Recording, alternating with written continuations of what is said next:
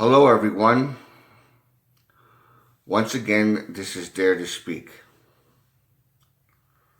And I have done a video already on martial arts, whether Chinese Kung Fu can actually work in a real street fight, the traditional one, not the modern day Sanda, which is the, kickboxing type. That's the modern day Kung Fu, but the traditional one. And in my opinion, I believe it does work if you really know what you're doing. One thing that's also very controversial is the art of Wing Chun Kung Fu, which is now this is a style that Bruce Lee originally learned from Ip Man, and of course, we all know who Ip Man really is, and the style of Wing Chun Kung Fu.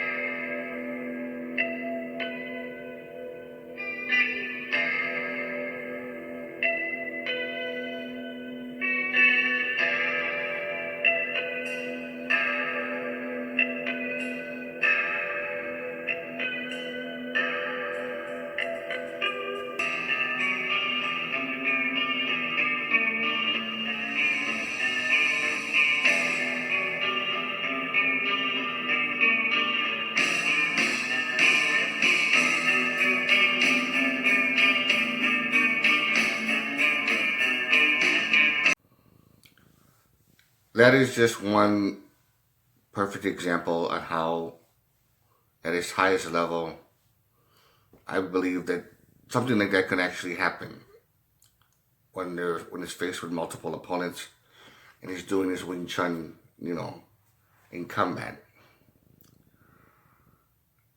Now, the origin of Wing Chun Kung Fu dates back to the Shaolin Temple.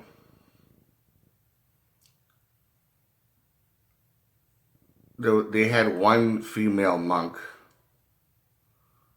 and her name is Noi Mei, if I'm pronouncing it right. I'm not really sure if I'm pronouncing it right. She was one of the 5 grandmasters that escaped the Sheldon Temple when it got attacked and raided by the Manchus. When the government went over there to eradicate the Han rebels, they were hiding there as a cover for their activities. They were going to rebel and start a revolution, so they stopped it. They pretty much killed all the monks except for 5. 5 of the grandmasters. One of them was the female, like I said before. And she was the one who was the founder of the Wing Chun style. But at that time, she didn't have a name for it.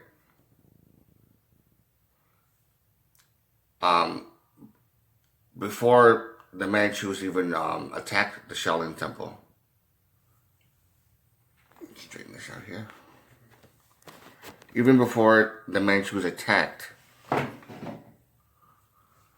she was practicing a style that was an offshoot of the 108 Wooden Men. Now, for those of you who have seen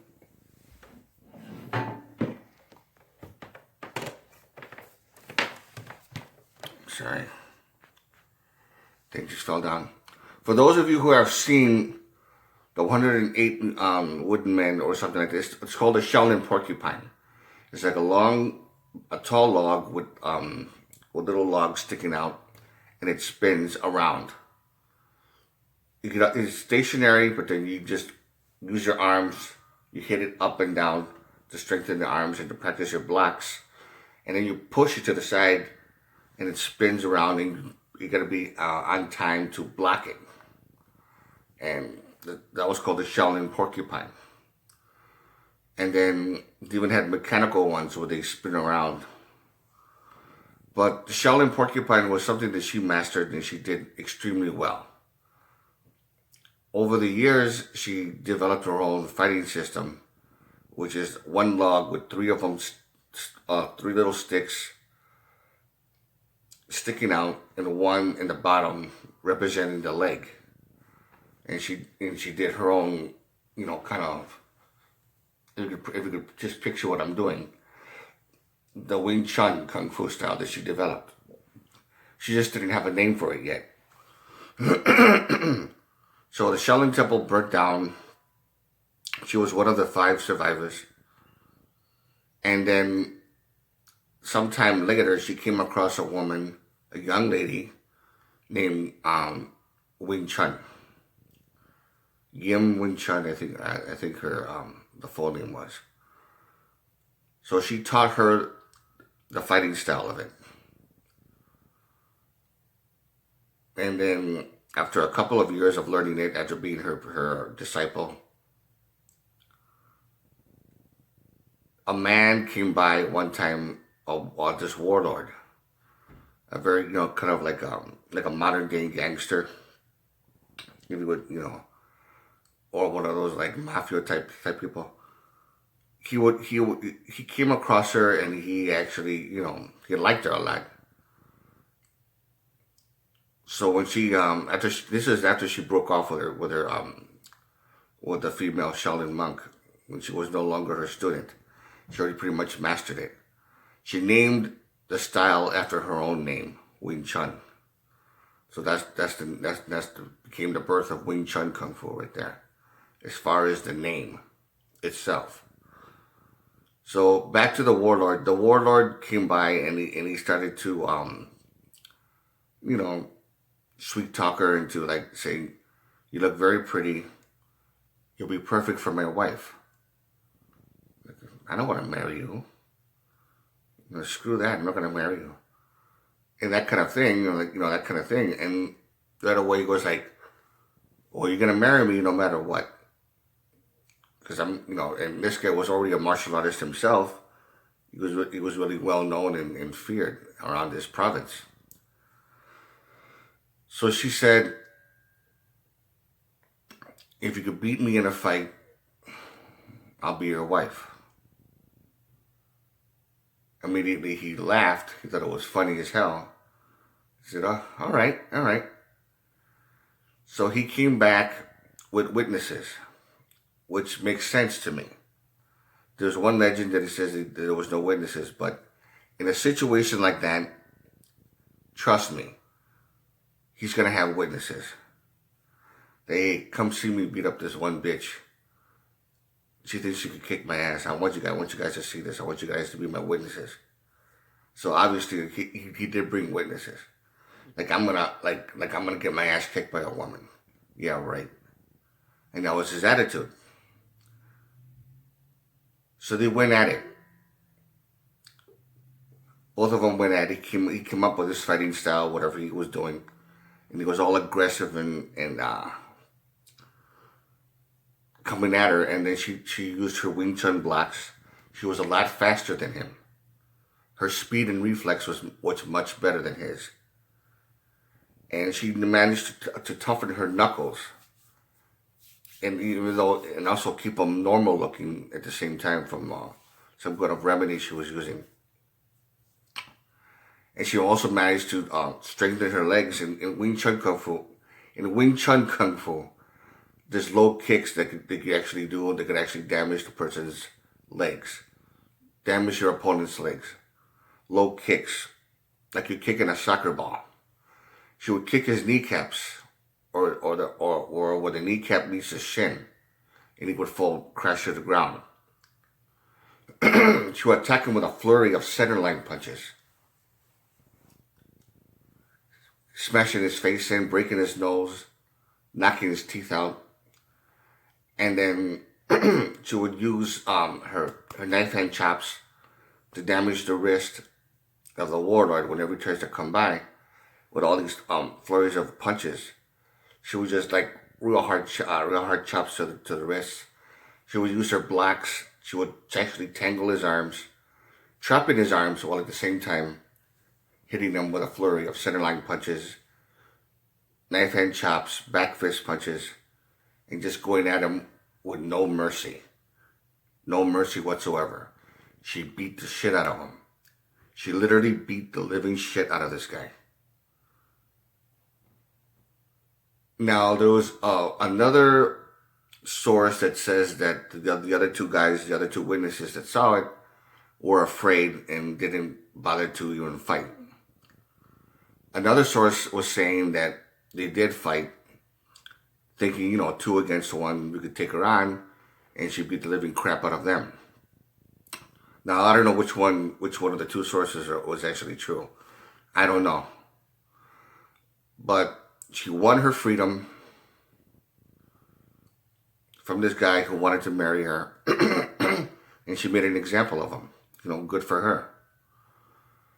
And Wing Chun at that time was a fighting style that was developed by a woman, and it was taught only to women.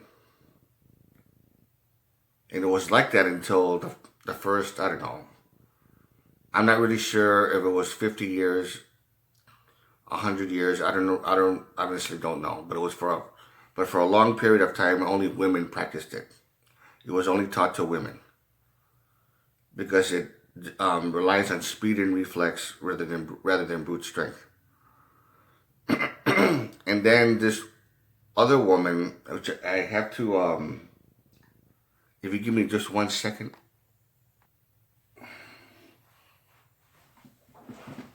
Okay, actually, from what I found out from this book, and this is a very good book too, from William Chung, Wing Chun, and this is the classmate of Bruce Lee, and there's a picture of Ip Man right here. So because I wasn't really sure if Yim Wing Chun had a husband, and she did. I can't pronounce the actual name right here. That's his name. She taught it to him. Like I said, Noon May, one of the grandmasters that taught her, the female Shaolin monk, she taught Yim Wing Chun, and then she taught it to her husband. He was the first man to learn Wing Chun Kung Fu. And then the family tree goes on and on. Men and women, sons and daughters, and this and that, start to learn it. And the thing is, I don't know how long of a gap that only women, because it was very strict, only women were So I don't know how long ago. It could have been like 20 years or 50 years. That's what I heard from one source. So I honestly don't know exactly if it was really strictly for women at first, for how many years. I honestly do not know. I'm a little hazy on that one. I'm not really sure about that. But that's the story of the origin of Wing Chun Kung Fu. So if there's any comments or any questions, you know what to do in the comment section. And if you like this video, give it a thumbs up. And again, to all of you, take care.